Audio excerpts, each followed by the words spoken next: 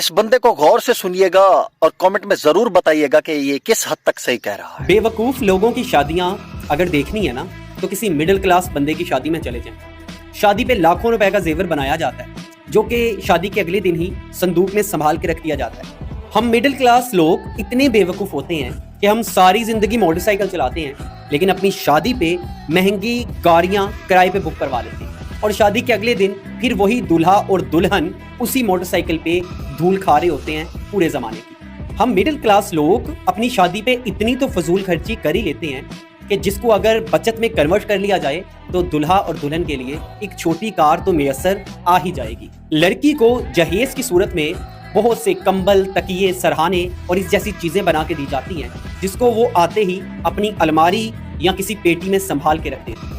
और ये लाखों रुपए की इन्वेस्टमेंट अगर किसी बिजनेस में की जाए या कैश की सूरत में लड़के और लड़की को दे दी जाए तो हो सकता है वो अपनी जिंदगी के स्टार्टिंग के जो डेज हैं कम से कम उन्हें ही अच्छे से एंजॉय कर लें। इससे भी घटिया बात भला क्या है कि लड़की के लिए दोनों तरफ से ऐसे सूट और जूते लाखों रुपए की मालियत के खरीदे जाते हैं जो सिर्फ लोगों को दिखाने के लिए होते हैं कि जो मेहमान आएंगे हम उनको ये दिखाएं।